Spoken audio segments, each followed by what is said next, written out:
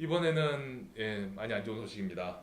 암호화폐 거래소인 그 지닉스가 결국은 이제 문을 닫기로 결정을 했다고 합니다. 네, 사실 저번에 저희가 디데스크에서 지닉스 그 펀드 관련해서 좀 네, 이야기를 한 적이 네, 그렇죠, 있었잖아요. 근데 그렇죠. 참 이 거래소를 지금 끝내 문을 닫는다는 이야기를 결정을 했다고 하는데 어떻게 된 이야기인지 좀 소개 좀 해주시죠. 네, 저번에 그 제가 다뤘을 때는 이제 지닉스가 내놓은 암호화폐 펀드 음, 그 토큰 그게 이제 공모가 무산됐다는 소식을 전해드렸었죠. 네, 예, 근데 그때는 이제 그냥 공모 무산이다라고 생각을 했는데 네, 그 파장이 생각보다 컸었던 것 같아요. 음, 그래가지고 이제 지난 9일 날 이제 지닉스가 이제 홈페이지에다 공고를 내고 내용을 밝혔는데 이제 오는 23일까지 서비스를 이제 중단하겠다. 음, 23일을 기점으로 해서 이제 거래소를 더 이상 운영하지 않겠다라고 음. 밝혔고요.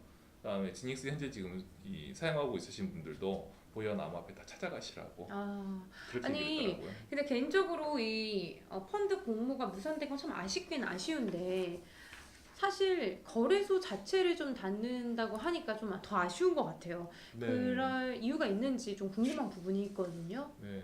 지닉스 같은 경우는 이제 인지도가 좀 높긴 하지만 그래도 음, 여전히 국내 그 대형 거래소가 몇 곳 있죠. 네, 비썸, 그다음에 뭐 업비트, 뭐 코인원, 코팍스, 그다음에 코빗 이런 곳들이 있는데 이런 것들과 비교해서는 좀 작은 음, 중소 규모의 거래소로 꼽힙니다. 근데 음, 이런 여러 중소 거래소가 있는데 지닉스 같은 경우는 이런 중소 거래소 중에서 차별화 방안으로 이 암호화폐 펀드 토큰을 이렇게 많이 얘기를 하셨었어요.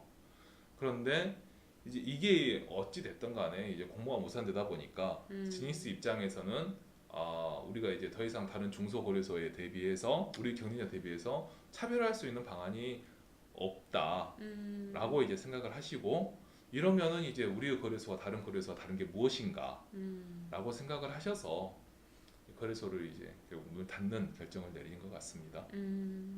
아니 저는 저희가 전에도 개인적으로 그 네, 최경준 대표하고도 이야기를 해보고 인터뷰를 해봤지만 네네, 사실 거래소가 어떤 방향으로 가야 하는지에 대해서 본인만의 생각이 굉장히 확고하신 네, 분이라서 저는 개인적으로 참 잘 됐으면 네, 좋겠다라는 생각을 하고 있었는데 이런 결정을 하니까 참 아쉬운 부분도 있고요. 네. 그래서 뭐 정부를 비판하시는 분들도 있어요. 네. 그렇죠?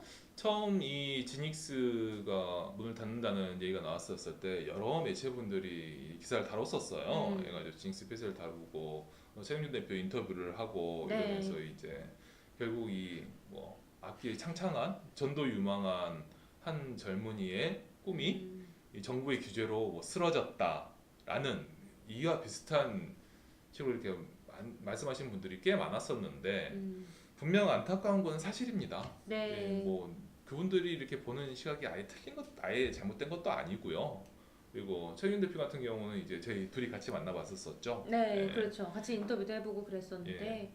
얘기했었을 때 이제 이분이 가지고 있는 뭐 이력이나 뭐 능력이나 이런 것들이 굉장히 출중한 분인데, 음, 근데 이런 일로 인해서 일단 본인이 생각하고 있는 구상 하나가 안 된 거는 분명한 사실이죠. 네. 하지만 근데 꼭 그렇다고 해서 정부를 무작정 비판할 수만은 없습니다. 음, 사실 이 암호화폐라는 게 블록체인이 산업으로만 보면은 육성하고 키워야 될 게 분명히 맞지만, 근데 금융이라는 측면에서 보면은 일정 정도의 규제는 필수 불가결한 게 사실이고요. 그리고 음, 특히 이 가장 큰 문제라고도 볼 수 있지만, 근데 가장 큰 문제지만 쉽게 바꾸기 어려운 문제인데 우리나라의 금융 정책 자체가 규제가 완전 첫 번째예요. 왜냐, 그러니까 뭐 어느 한 사람이 뭐 1억 천금을 해서 10억을 번다 하더라도 10억을 버는 것보다 그